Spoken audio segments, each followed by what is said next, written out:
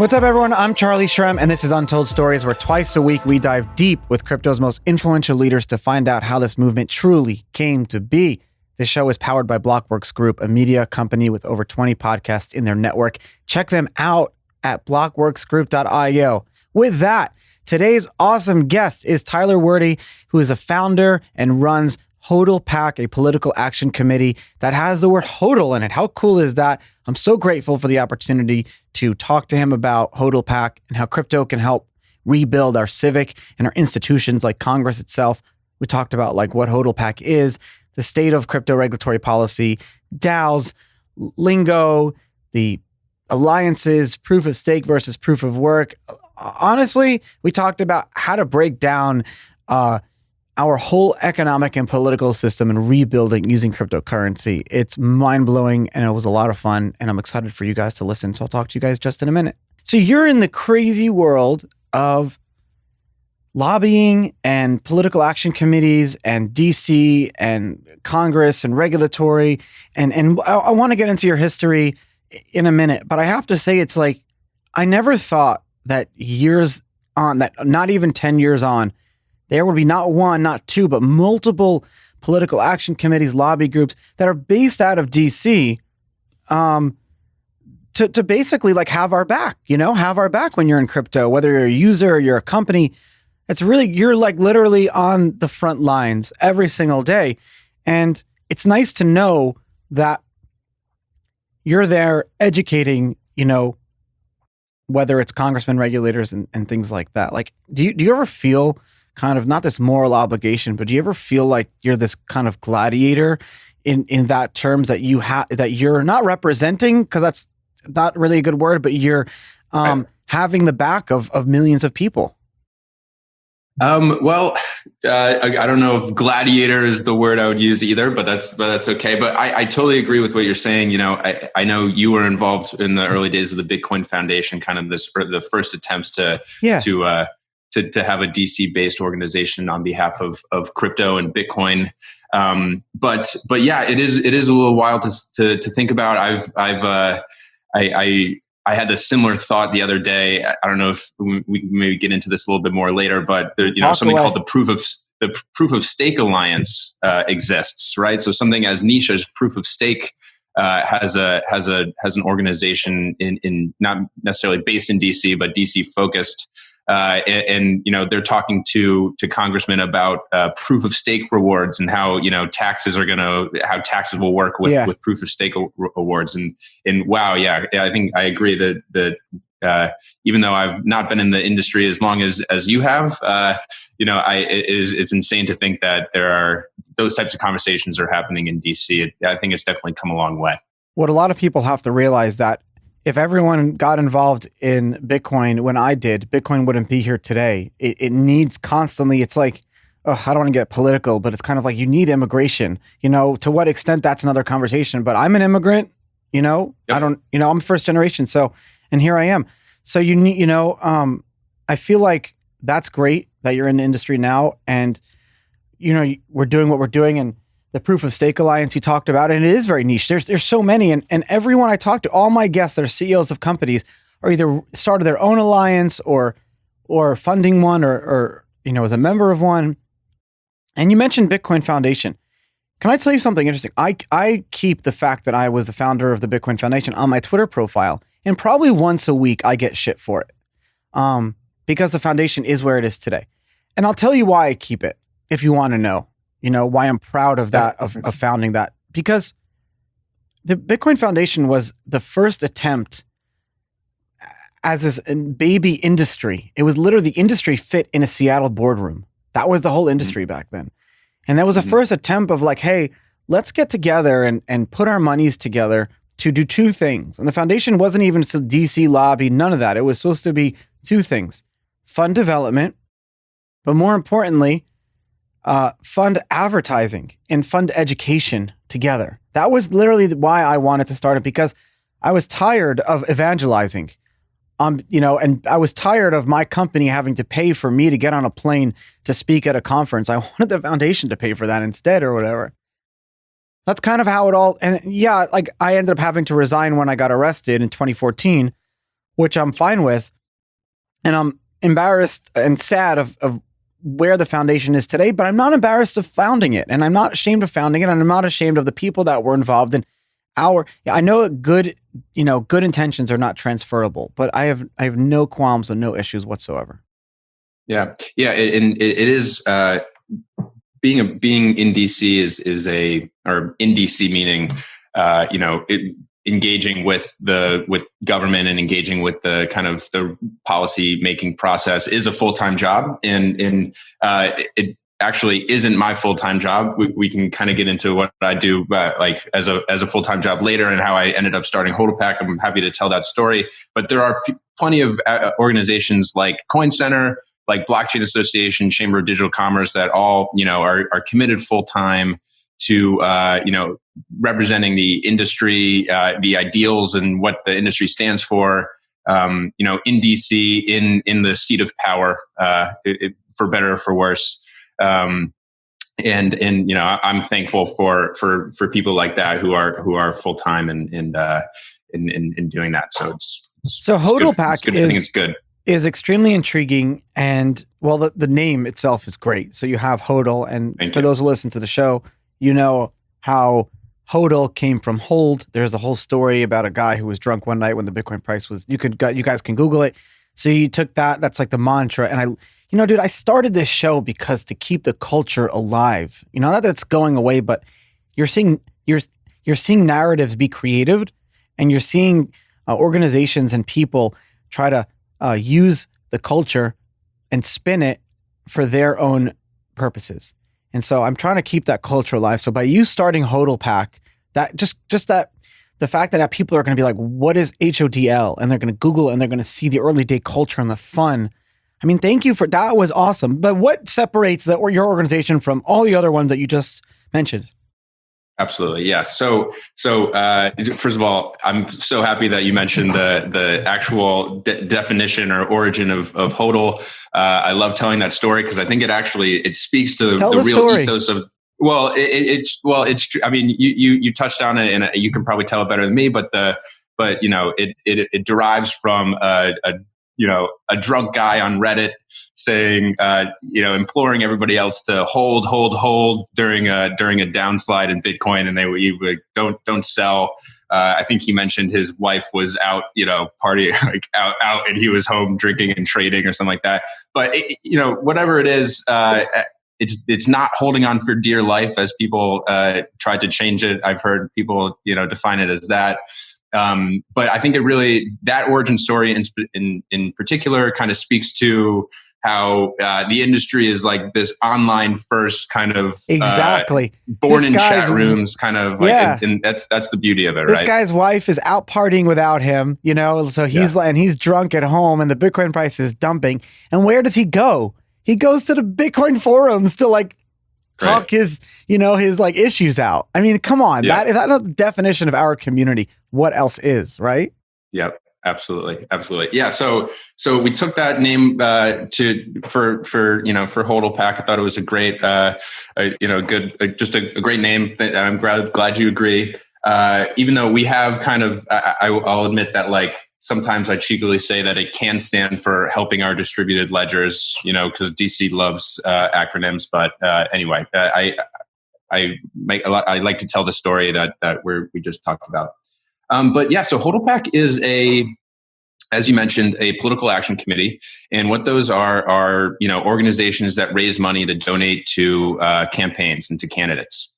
So that puts us, it's a little bit different than, other advocacy organizations that we mentioned, like Blockchain Association or Coin Center. Those Blockchain Association is a trade association where, the members are, companies in the industry.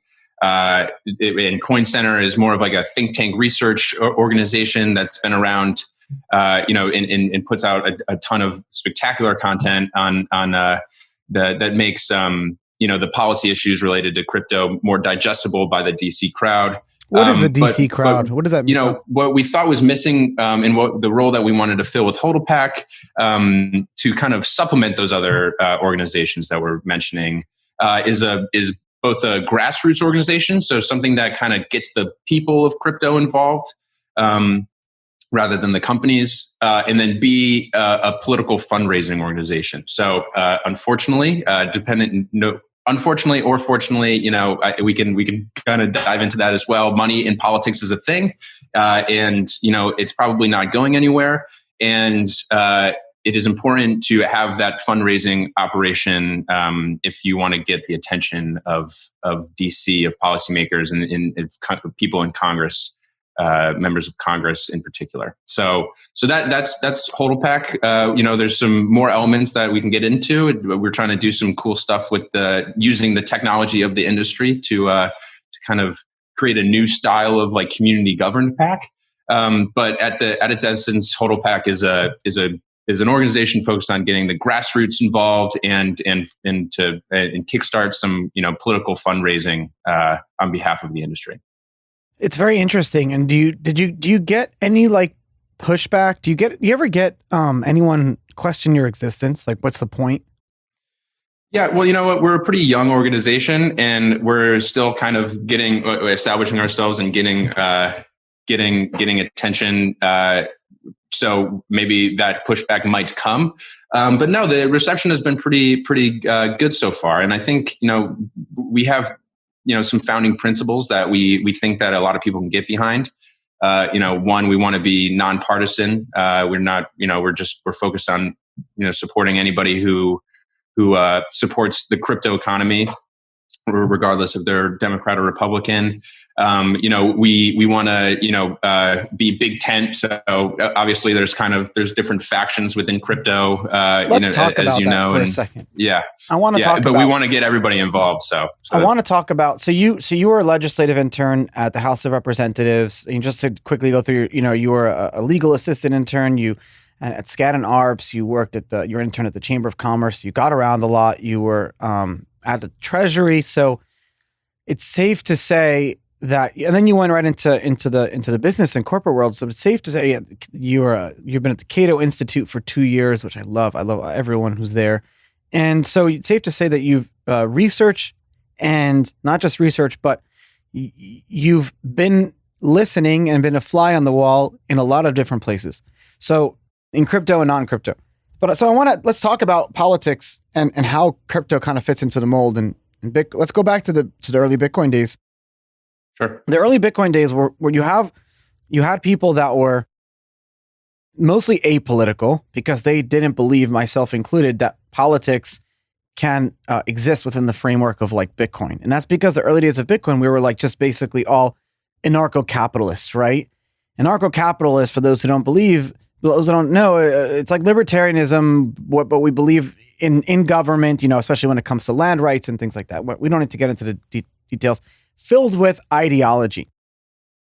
Now, I guess my question is, if someone were to create a voting block for Bitcoiners and crypto folk today, where would we fall on that spectrum? Like, do we all have common things, you think?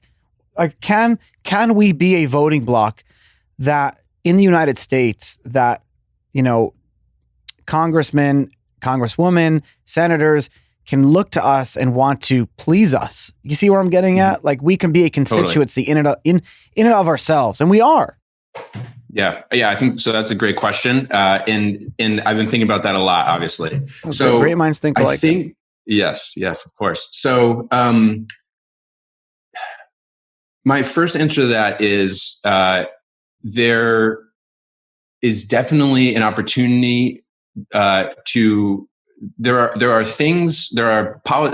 items on the policy agenda that I think unite all of crypto, whether you're more of the and I hate to speak in these kind of broad strokes, but like the Bitcoiners, like the early Bitcoiners that you're describing, or maybe or you're maybe the new wave of Ethereum-ish people, right? They're, I think the value, we see those values kind of on crypto Twitter and elsewhere clash, right? So that's a great question of like whether in a traditional political context, like can those things mesh? I think on certain issues, yes. So for things like reforming taxes, right? Like the de minimis tax exemption that people in crypto have been asking for a while now. Can I tell you that the episode I released today, just pause for it, don't forget your thought. The episode I released today was a former IRS special counsel for 10 years. And the first thing he said, because he works for Luca Tax, a Bitcoin tax company, he said, there is, in all of the tax law and tax code, cryptocurrency is not mentioned once. Yeah. So he's like, just remember that. So at the end of the day, like, we don't even know what the hell to do. Sorry. And if you want to know more about, listen to the episode. Okay, continue. Sorry. Great. Awesome. I will. So for things like that, right, where that's something that in the eyes of the law or in the eyes of government will apply to Bitcoiners and, Ethereans, I don't know what they call it, alike, right? Yeah. I don't know. But so those are things that HODLpac ideally can be a big, like I said, a big tent organization where people can come together and support candidates and members of Congress that support policy changes such as those. There are also things that kind of apply to just maybe crypto in general, maybe even like more of like digital, like anything having to do with the internet. So these are things like that the EFF via, I'm going to Electronic Frontier Foundation or whatever. Yeah, exactly. Thank you. Are going to that they support things about like supporting coding as a free speech right. These are things that unite anybody who's working on any type of crypto project. So there are things that I think unite all of the whole community. Whether are there things that apply more to one than the other, like the proof of stake alliances work is obviously not very relevant to Bitcoin. Yes, so that's kind of where the distinction is made. In terms of like ideological traditional ideological lines and like where crypto fits in that, like where maybe DC native people would like think how they would think of like the crypto community. I think the perception is that it's a very libertarian bunch, and I think that's probably true in a lot of cases. But one of the things that I've been thinking about a lot, and I would love to hear your thoughts on this, Charlie, is like there's part of crypto that can kind of apply to everybody, or to apply to both sides, if you will. So, on the right, maybe on the more conservative side, or maybe the more Ron and Rand Paul wing of conservatism, you have the sound money arguments, right? That Bitcoin applies, where Bitcoin definitely, has gained support because of, and speaks to that strain of thought. On the other side, though, when you come to things like DAOs and things like community-owned protocols and stuff, that to me this is something that like Jesse Walden talks a lot about, like the ownership economy, right? In a lot of ways, I think that's a compelling argument for those maybe on the left, or maybe that are more liberal. Like these are the new types of collectives and a new style of political economy, maybe that can kind of shift power away from some of the the ways that they are now, and that might be more attractive to the left. So, and don't forget what you just said about the proof of stake alliance also applies to your theory, because the proof of stake alliance is filled with everyone. I mean, proof of stake was founded on that Bitcoin is bad for the environment. Proof of stake literally, his whole mantra is that Bitcoin is bad for the environment. Proof of work sucks. Well, it's like it's broken because it's bad for the environment. Proof of stake is great. Let's have a proof of stake alliance. So green parties, proof of stake alliance, like hand in hand, right? Yeah, I think that's right. And I forgot about that. I think I don't love to use that argument generally, just because I think it's an easily digestible argument for those in DC. And that's totally something that they say, even though, Bitcoin mining in itself is not bad for the environment. It's just we use the cheapest energy possible. That's just. So let me ask you a question.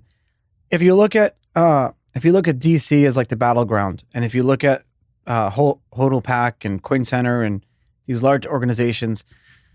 Would you say, where are we right now? Are we on, as a community, on the offensive? Are we on the defensive? Or are we neutral? Are we trying to get new things written? Or are we trying to prevent things from being written now? Like, where are we as a state of the industry? Like, what's the state of the crypto regulatory policy in the world today, or in the US? Because at least the world does follow the US, at least now, to some extent, right? Yeah. Well, unfortunately, though, we are seeing the other parts of the world kind of maybe get ahead of the U.S. in some respects when it comes to regulatory clarity. Yeah, we'll talk about that after, because that's another topic of conversation. I don't want to forget. Yeah. That. So to answer your question, your original question, you know, the policy scene has definitely shifted over time, right? So think back to 2016, 2017, when I think crypto really started to get real attention from DC. It was in response to the bubble, the ICO craze, whatever you want to call it. And I think the industry was definitely a little bit on the defensive there because they were it was the industry broadly was hoping for securities law clarity, et cetera, et cetera. There was enforcement actions. I think there was a little bit of on the defensive there. Since then, we've seen a support in Congress grow. We definitely have champions. We definitely have people in like Hester Peirce at the SEC who are, definitely supportive of this. They're like the grooming ground for all these like potential, congressmen. It's crazy. God bless Brian Armstrong. God bless him. Yeah, right. Yeah, absolutely. So I think maybe that opened up a little bit to more asking for things. It shifted towards maybe more niche issues, kind of like taxes, et cetera, et cetera. We got some efforts like the Token Taxonomy Act, which I don't, maybe not is not a silver bullet, but is definitely an attempt from Congress to kind of like speak to the needs of the industry. And then now, in the last year or so, the story really has revolved around Libra, right? Like that's really been what's kicked it back into, and Libra, call it a cryptocurrency, call it whatever you want. It was encouraging to see that many in Congress made the distinction between something like Bitcoin, which is open public blockchains, and Libra, right? So it showed that there has been the education in DC has been working, and then now the extension of the Libra conversation, it's transformed into like this greater debate about the digital dollar, right? Like, China is creating a digital renminbi, or the DCEP or whatever it's called. We need one of those, or Libra is going to gain market share in the U.S. or in the world rather, and threaten the U.S. dollar's reserve currency status. And there's been efforts to think about a digital dollar in a variety of different ways. We can go deeper onto that if you'd like, but now it's about kind of positioning crypto to be something that doesn't get either caught up and steamrolled in that discussion, or ideally somebody that we can, as an industry, inform that and hope to, share what we've learned when it comes to tokenization and, open standards and all that to inform that policy development. So it's been a shift. Yeah. Well, it has been a shift. Okay, come on. This is so cool. This is the new Bitpay card that I have in my hand, and I'm so excited to be finally having the new one that just came out. Now, guys, I've been using the Bitpay card since 2016. Yeah, you heard that right. Way before I started Untold Stories, way before Bitpay became a sponsor of mine, I've been using this card, and it literally became a way for me to have a bank account for many, many years, as a lot of people in crypto need better banking. The Bitpay card is chock full of the coolest features. It's got contactless pay, better rates and limits, no fees to convert from Bitcoin right onto the card, added in chip security. I mean, it's sexy, it looks good, unlike other cards. It's so easy to get.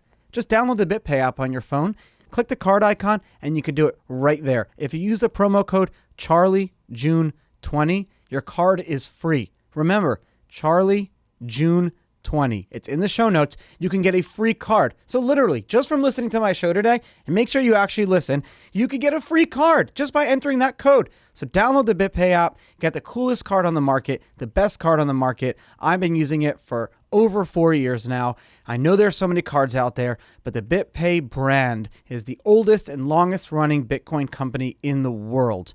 I mean, that's who issues this card. This is the card you want to have. Remember, Charlie, June 20. Download the Bitpay app on iOS or Android to sign up for the new card. You're going to freaking love it.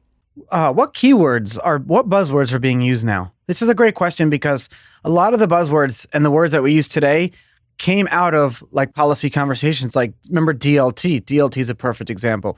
Permission chains, things like that. So what are people using now? Do you see Bitcoin, crypto, Ethereum, altcoins? Like, what are the lingo that they're using in DC or in the world or whatever?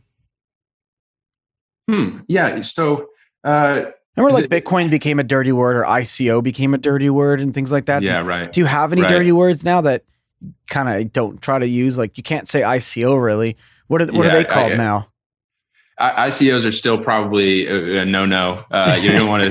That brings up bad memories for regulators and people alike. I think maybe token offerings. Token offerings is a better way of saying that. Yeah, I think there's definitely people in the SEC.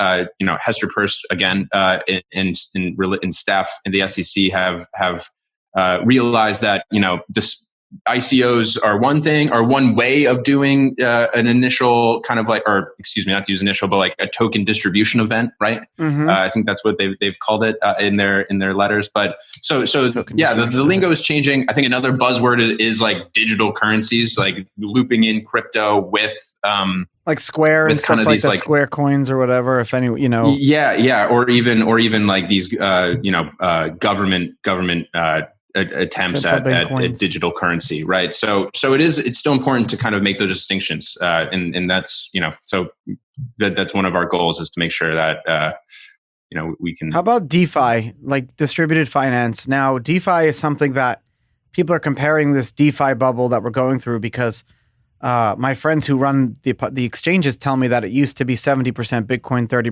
altcoin, but right now it's like the opposite because of DeFi. Yeah. DeFi. The ability to earn yields, and then the ability to earn insane yields, the ability to borrow against and then redeposit what you borrowed to use as further collateral, and you're just doing over and over and over and over again. Obviously, anyone can see the writing on the wall, how it could end badly. Yams are up 300, has a bigger market cap than Tesla, or whatever. Well, I don't know if that's true. I'm just saying it's like last night. Yeah. Oh, exactly my point. So like, it's a crazy, risky world. I almost wanted to tweet last night and just say like, be careful, friends, because but the difference is this: DeFi was created by the VC blue chip companies, like BlockFi's of the world. They created DeFi, Celsius. Yeah. So now DeFi is being looked at as like a potential very dangerous thing. How is the government looking at that? They haven't said, they've been mum. They haven't said much. There's no regulatory around it. Like, it seems to be that it's kind of odd. I have to look at the laws, but how if you want to start a Bitcoin company and just do like buying and selling, you need all these money transmitter licenses. I went to jail for that. But if you want to start a company and let someone deposit $1,000 worth of Bitcoin and you lend them out $500, there's no laws or regulatory stuff around that. So I'm just a little bit confused, you should say. Yeah. So I think that's a good point. I don't, I'm not a lawyer, and I'm not like good at, I don't dare to go out on a limb and make any, speculations or anything like that. But, I feel that DeFi, you feel like no, I think you're right that like DeFi, broadly, at least some of the things that are going on in DeFi aren't maybe necessarily on the radar per se. I mean, just as an anecdote, I have I've been interviewing members of Congress for HODLpac, and so just a plug, go subscribe to our newsletter on Substack. But I talked to Representative Budd from North Carolina, and he's on the FinTech Task Force, which was a recently made task force in Congress. It's related to the House Financial Services Committee. Task force. I love that. Yeah, FinTech Task Force. And there's another one on AI. But anyway, so I used the word traditional FinTech and to describe like everything that they're talking about, because to me, you need to separate traditional FinTech, kind of, think of the examples abound, but from DeFi, right, where these things are completely different, and they're definitely they're crypto native, and they're not, So I think some of the same issues that maybe were brought up in the 2017 run are probably going to be revisited in a new context with DeFi, I would think. I think there's probably some, and then all like the ones you mentioned, the money transmission laws, the things around custody, even though OCC has made a lot of progress on that, and then things around securities laws too.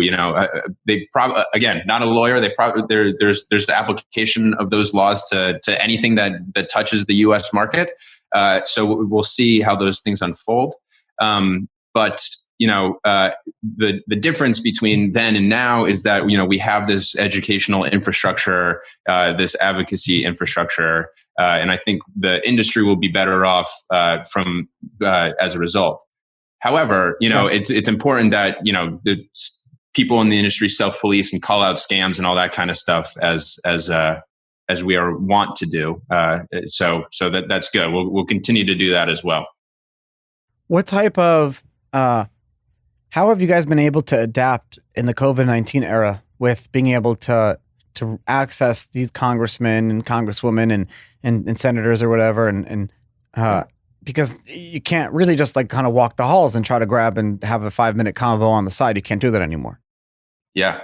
Well, so my turn to plug. You said you released a podcast this morning, as did I, with Kristen Smith from the Blockchain Association, and she made a great point that you don't in this era of the pandemic where everything is of COVID, good stuff.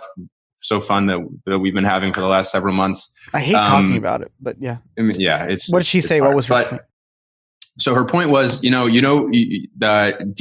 much like everybody else, Congress is adapting to Zoom calls and digital first interaction in business, and you don't have to dust off your suit and fly to Washington anymore to get a meeting. Now you can reach out and schedule a Zoom call or a phone call, and I think HODLpac we're well positioned and to help facilitate that exact type of interaction. That's exactly what we want to do. We want to get the grassroots people involved and be able to connect people across the country that are working in the crypto economy or supporting the crypto economy, and connect those people to their representatives and make it known that this is a thing in the U.S. that needs to be encouraged. Up until this point, we've talked about crypto, and let's use the word crypto to define everything for the sake of the further conversation.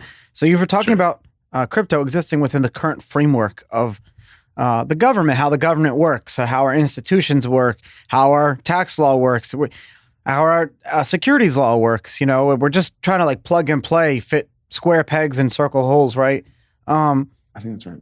A lot of people in the early days would say things like, and actually, I think it was, I can't take credit. The first time I ever heard it was in 2012, was by Zach Harvey, the founder of the Lamisao Bitcoin ATM, actually the pioneer of Bitcoin ATMs in general. The Harvey brothers, Zach and Josh, said to me, Charlie, because he came from the libertarian movement, New Hampshire, lived in New Hampshire. He said, Charlie, you have it all wrong.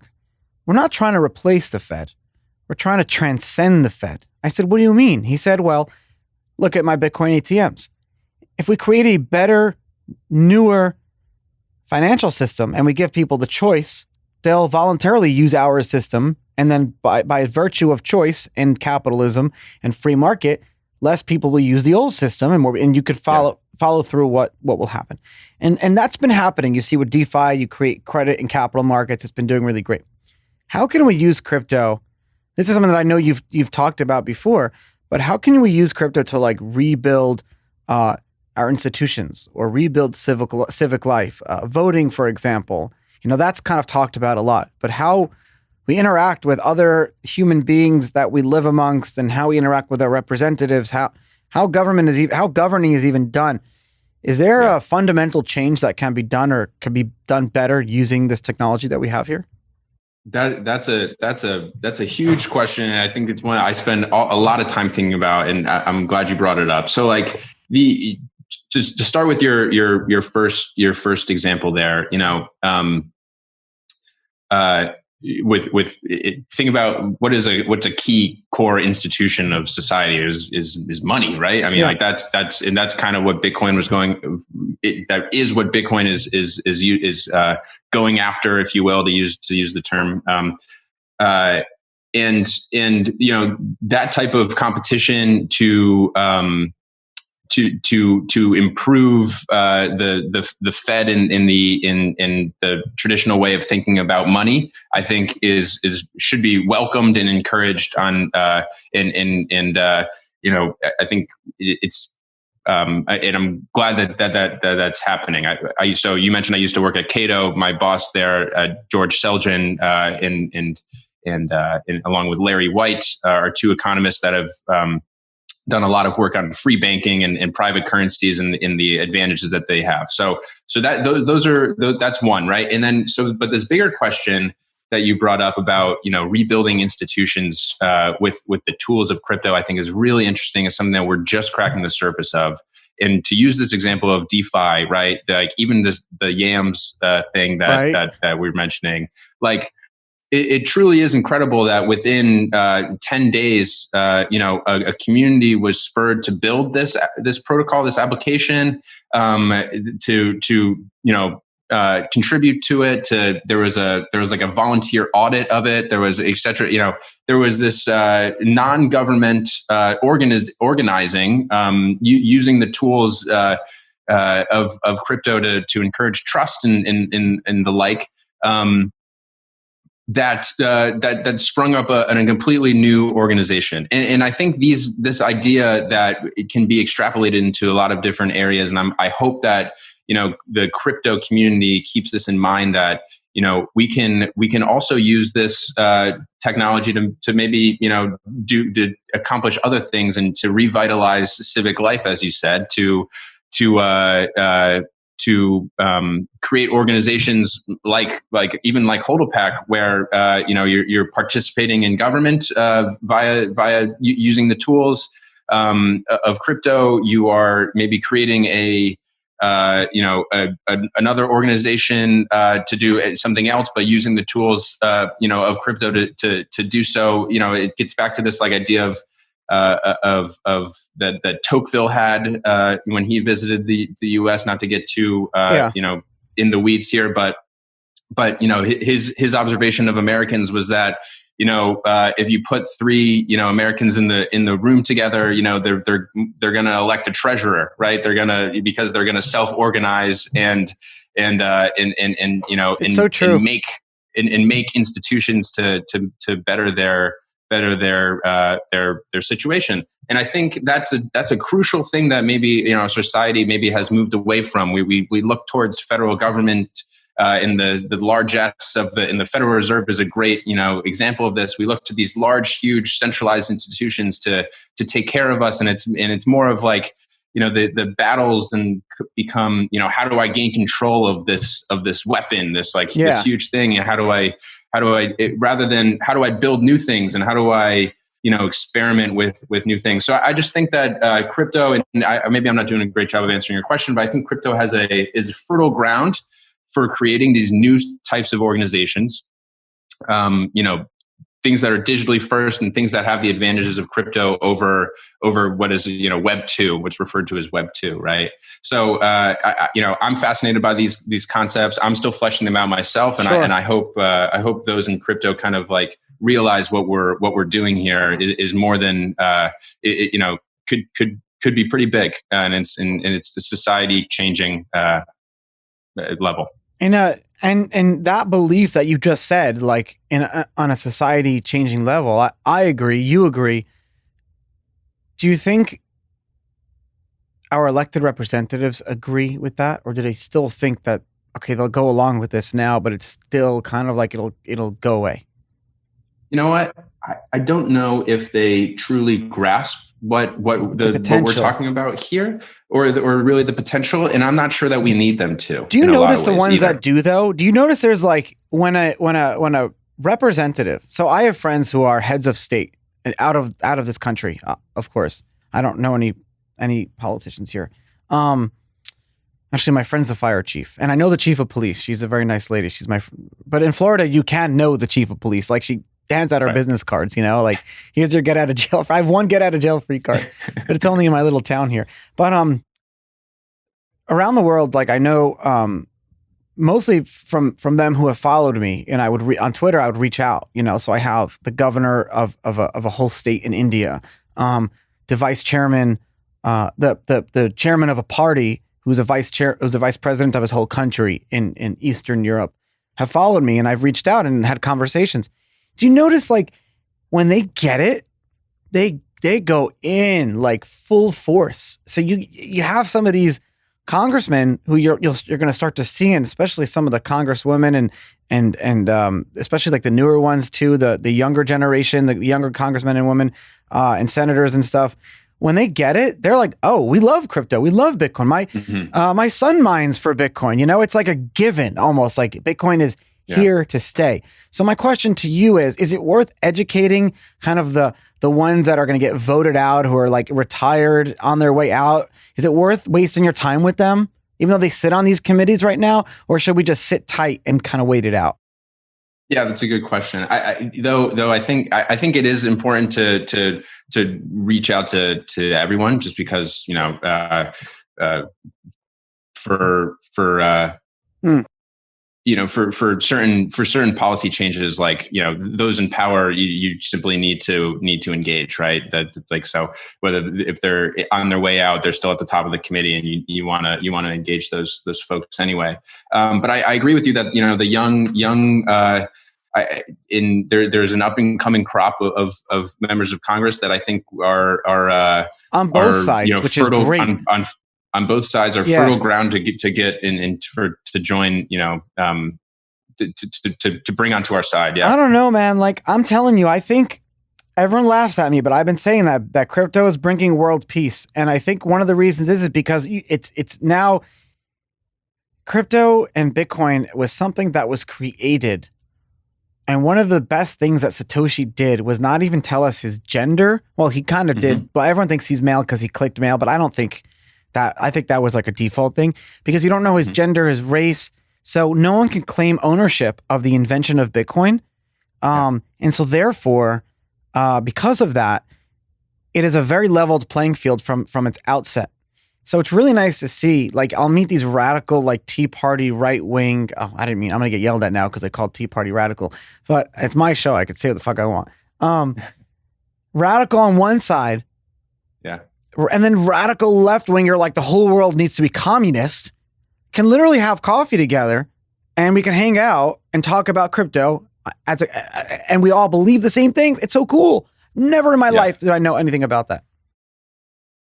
Yeah, I think you're right, and it's just about tailoring the argument, if you will, or the points that you're talking, the talking points that you're using to each individual's priors. I think that's just kind of human nature, right?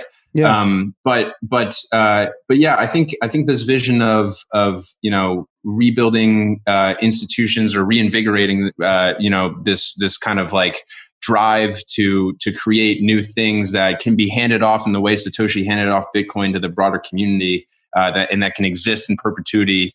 This idea is something that is truly inspiring. I think in Satoshi, Satoshi should be proud. Put him on Mount Rushmore next to the president. We really should, right? Yeah. We really should. We don't know what it would look like, so maybe just a Bitcoin B. How can to kind of wrap this up? How can the layperson, the listener who is just a crypto lover, small time investor, few $100 or whatever, how can they help you do what you do? Because it seems like you're funded by like companies and industrial corporations, but how can I get involved? How can the layperson get involved? Absolutely. Actually, so just to correct you real quick, we aren't funded by corporations. We're funded by individuals. Some of the awesome. some of the founding donors that gave money to us to get HODLpac off the ground, or are the leaders of the industry, people that are involved with some of the bigger businesses. But I gotta Google this. HODLpac is focused on engaging the individuals, the lay people, if you will. So one way to get involved is to go on, HODLpac.org, and give us your email. We will reach out and we'll get you involved. Over the next week or so, we are going to HODL score. That's right. Yeah. So over the next week or so, we're going to be launching some new features. One of which is HODL Score, which is going to be a place where we're going to talk about, what members of Congress and candidates are saying about crypto and doing for crypto, so people can get informed about what their representative is doing. They'll also have a chance to look up their representative's contact information and to send emails or letters on behalf of their views. The second thing we're going to roll out is we're working with Abridged and We the Peeps, which are two friends of mine in the industry, to kind of to use a Discord based kind of like baby DAO, if you will, not quite a DAO, but we're going to be using we're going to disperse HODL votes token based HODL votes to people who join our Discord, that they can use to vote for where the donations go. So there's a few different ways that to earn those HODL votes. One is just joining and joining the Discord, joining HODLpac. The other way is to make donations, and then you'll be able to actually take part in the governance of HODLpac and to make the decisions of where our money is dispersed to, and so it's like a decentralized political action committee. That's exactly right. We want to use the tools of the industry to support the industry. I want to ask you actually one more question. Do you think that campaign finance rules should change? So I might be. I don't. And this is why, because I think once we get into the regulating what people should do with their money, then it gets in terms of like expressing their political. That. So expressing their political beliefs, though, right? That's where it gets a little tricky for me, right? So there are plenty of campaign finance rules, and in fact, most of them are geared towards transparency. So you have for HODLpac, our donors are publicly available information. There's probably some changes along on the periphery of the campaign finance laws that can be tweaked to make it better, more transparent. But overall, this whole like get money out of politics idea, I think is somewhat misguided in this, because it's about free speech at the end of the day. That's how I feel about it. And frankly, I would rather innovate on ways to do that, right? So rather than regulate it, I think things like HODLpac, where it's controlled by the community and not this dark box that money goes into and goes out of, that would be that's a better alternative. Yeah, I agree with that. It's like, so it's what you're saying is like, hey, let's recognize how things are done now and recognize that it's going to be hard to change. Rather than change it, let's create a lot more transparency around it. So like the bad behavior will almost root out itself. I think that's right. Is that accurate? It's a good lesson for lots of things. Yeah, actually, it's a good point. Well, Tyler, thank you so much for coming on the show today. HODLpac.org. Thanks for doing what you're doing and taking the time and talking. And I know a lot of the listeners will follow you and your Twitter and sign up to your Substack so they can read what's been going on. And I'll send you my travel plans. Maybe we'll meet up in DC next weekend or something. That would be great. And thanks so much for having me on, Charlie. This was great. Awesome. I'll talk to you later.